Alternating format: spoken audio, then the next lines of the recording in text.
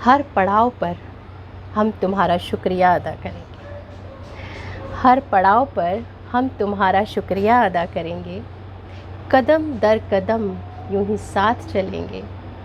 मंजिल पर अकेले पहुँचे तो क्या पहुँचे, मंजिल पर अकेले पहुँचे तो क्या पहुँचे, हम तो वो हैं जो काफ़िला साथ लेकर चलेंगे। नमस्कार दोस्तों, मना योग में आपका स्वागत है। मैं सीमा और आज फिर हाज़िर हुई हूँ आपका शुक्रिया अदा करने, आपका धन्यवाद करने के लिए।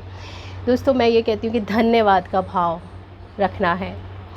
और वो किस लिए, आज का धन्यवाद किस लिए कि मेरा ये YouTube परिवार जो है ये बड़ा होता जा रहा है। 100 थे तब मैंने धन्यवाद कहा, अब 200 हो गए हैं, आज फिर शुक्रिया अदा करने आई हूँ।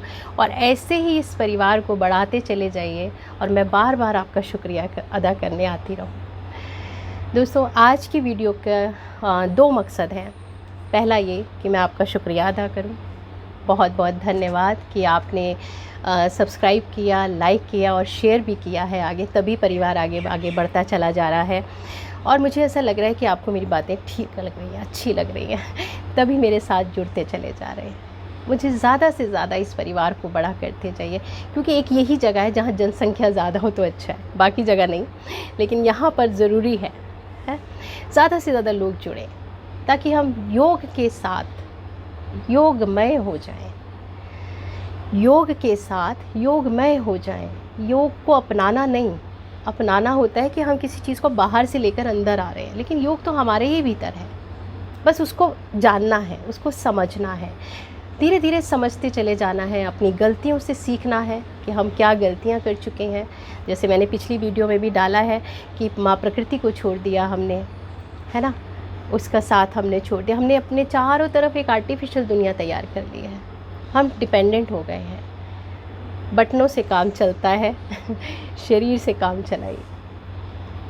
तो उसके लिए हमने माँ प्रकृति का साथ छोड़ा, गलती की थी।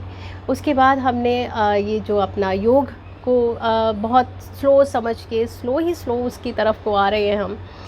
और ऐसे हमने अपने पुराण, हमारे शास्त्र, हमारी जो धरोहर है हमारी, जो हमें ऋषि मुनियों ने इतने सालों की तपस्या के बाद ऐਵੇਂ ही नहीं लिख दिए थे वो ग्रंथ, बहुत तपस्या की, उसके बाद वो हमें ऐसी चीज़ें दे के गए हैं जिसको हम जीवन में अपना लें तो हमारे लिए बल्ले बल्ले जिसको कहेंगे। उनका कुछ नहीं जा रहा, उनका कोई नुकसान नहीं हो रहा, नुकसान हमारा हो रहा है कि हम उन चीज़ों से वंचित होते जा रहे हैं और अगली जनरेशन को, जो हमारी युवा पीढ़ी है, उसको भी बहुत कोसों दूर लेकर जाते जा रहे हैं। तो जागना हमें भी है और उनको भी जगाना है। दोस्तों, कल योग दिवस है। योग दिवस को एक दिन मानना कि भाई कल का दिन है, देखिए बहुत अच्छा ये एक चीज़ की शुरुआत हुई है कि सारी दुनिया कल योग मय हो जाएगी, एक त्यौहार की तरह से। हमारे जितने भी योग सेंटर हैं, जहाँ जहाँ भी योग के आश्रम हैं और हमारे योग गुरु हैं, वो पूरी श्रद्धा से, पूरी शिद्दत से लगे हुए हैं। सब जगह आप लोगों को ज़्यादा से ज़्यादा इसके अंदर लेकर आएँ, उनकी पूरी कोशिश है। उसके लिए मेरा सच में, मैं दिल से उनकी आभारी हूँ कि वो इतना अच्छा काम कर रहे हैं। लेकिन हमें भी तो कुछ करना है ना, ऐसा नहीं ना कि हम सोते ही रहें।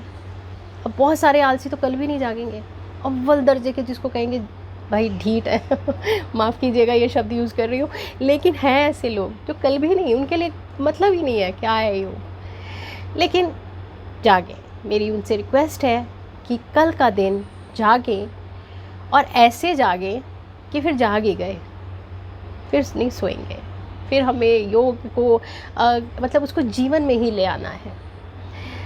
तो आज मैं बस आपसे 2 बातें करने के लिए आई थी, एक आपका शुक्रिया अदा करने के लिए आई थी और दूसरा ये कि कल योग दिवस है, बहुत अच्छे से योग कीजिए, योग की परंपरा को जानिए। और जितना मेरे साथ आप जुड़ेंगे और जिस हिसाब से, क्योंकि मैं उस तरह से बात करती हूँ जो मैंने योग को समझा।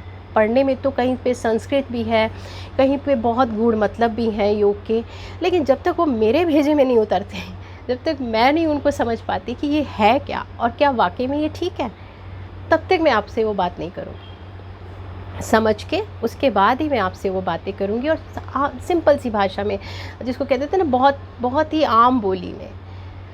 तो मेरे साथ जुड़े रहिए, ऐसे ही आगे आगे आगे लोगों को जोड़ते रहिए। अपना प्यार और अपना सहयोग देते रहिए और योगमय होते रहिए। नमस्कार, मिलेंगे अगली वीडियो में। लेकिन उस पे पहले जाने से पहले एक बात और मैं कहूँगी कि सब्सक्राइब कीजिए, लाइक कीजिए, शेयर कीजिए। और अगली वीडियो मेरी आ रही है मोहब्बत पर। दोस्तों, जावेद अख्तर जी का एक बहुत अच्छा शेर है कि अगर पलक पे है मोती, अगर पलक पे है मोती तो ये नहीं काफ़ी। मोती मतलब आंसू। अगर पलक पे है मोती तो ये नहीं काफ़ी, हुनर भी चाहिए अल्फाज को पिरोने का। अल्फाज मतलब जो आपके शब्द हैं उनको पिरोने का, पिरोना शायरी हो जाती है। तो मेरी पूरी कोशिश है कि मैं अपने अल्फाज को सही तरीके से पिरो पाऊँ, और जितनी भी मेरी स्वरचित कविताएं हैं उनमें मेरी पूरी कोशिश रही है कि एक बहुत सिंपल तरीके से मैं आपको समझा पाऊँ कि जैसे मैंने पिछली वीडियो में कहा ज़िंदगी क्या है, और अगली वीडियो में कहूँगी कि मोहब्बत क्या है। तो आप ज़रूर जुड़े रहिए और पूरी देखिए, लाइक कीजिए, शेयर कीजिए। मिलते हैं अगली वीडियो में। Thank you.